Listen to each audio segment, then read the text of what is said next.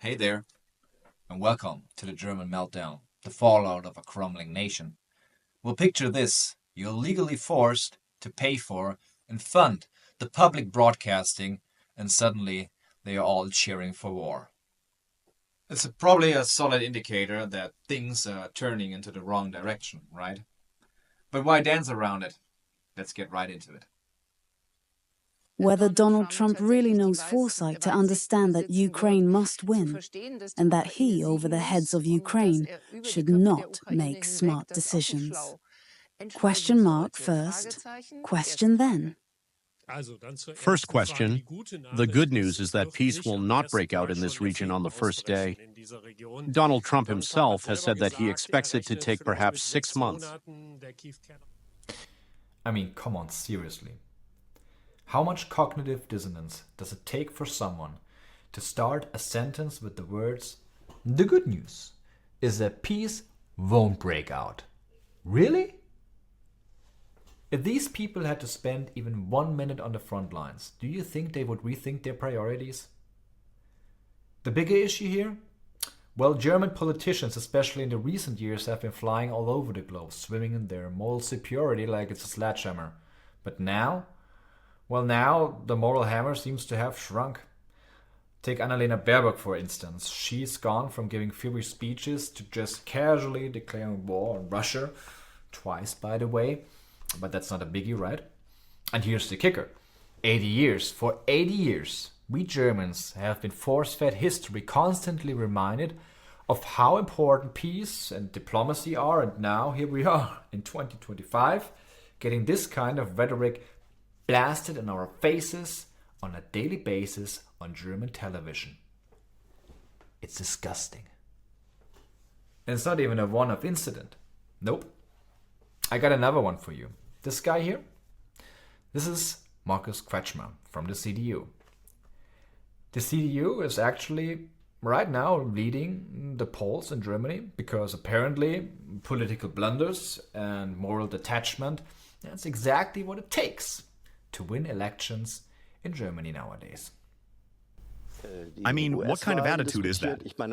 Imagine this Trump gets elected. You don't even want to imagine that. And then he makes sure that this war is ended. Where do we stand? What do we do with this chaos?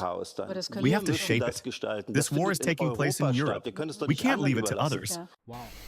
Oh, how could he possibly end the war, this Donald Trump? Imagine how ridiculous that would look. I can imagine how this guy would look, but hey, I'm pretty sure the poor Ukrainian man who have to die for nothing couldn't care less about how goddamn stupid any of you would look. And here's another friend of war, this guy right here. Another fine representative of, you guessed it, the CDU. The evil of the whole thing is Putin and his criminal war of aggression. Therefore, Russia must be shown that it cannot go on like this. Russia must recognize the right of its neighbors to exist. The war must be brought to Russia. Russian military installations and headquarters must be destroyed. We must do everything possible to enable Ukraine to destroy not only oil refineries in the Russian Federation, but also ministries, command and combat posts. It is time for the Russian people to realize that they have a dictator who is sacrificing the future of Russia. I mean, sure, why not? Germany is famous for having the most secure borders and having the safest Christmas market in the world, but I guess that's enough for these people to be confident enough to not just declare war on Russia. Well, no, they just want to attack Russia right in the heart. Why not? And then we got this white dove here. Thankfully, she's no longer in the government since the FDP got kicked out.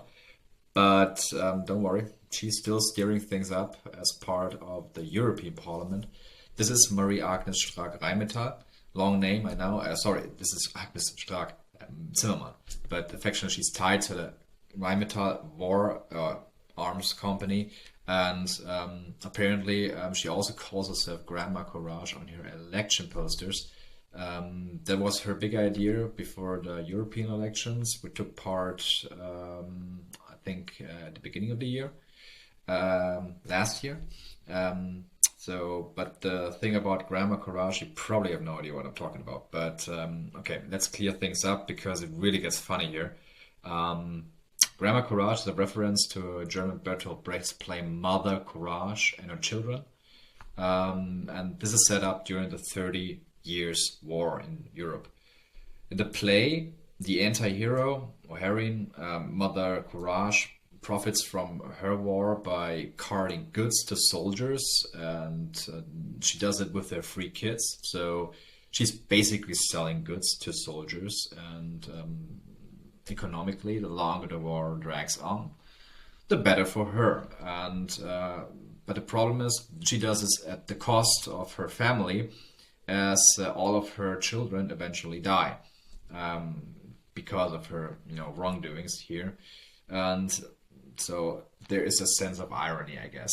And that's exactly what this four-name dove here is trying to tell us, or is she? I have no idea. But, well, if I would guess in my simple terms, the Ukrainian and possibly German citizens are her children or grandchildren or whatever. And obviously she likes to make some bucks. So this is the connection I get from this kind of marketing.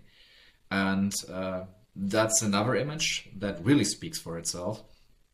I don't know, probably you have heard of George Orwell's 1984.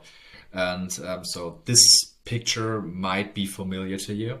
And I'm honestly amazed that this white dove hasn't sprouted any horns yet. But let's be real, keep an eye on her. She's all about suing her own citizens, just like in the best dictatorships. Maybe it's worth doing a deep dive in a future video. Let me know if you're interested. Trust me, there are plenty of familiar faces who love pulling these stunts. So, what do you think about the comments from politics, from politicians, from the media, as you have heard today? Are you as shocked as I am that the CDU is actually still leading the polls in Germany? Well, stay tuned here at German Meltdown, because when the system crumbles, the truth burns brighter. See you later.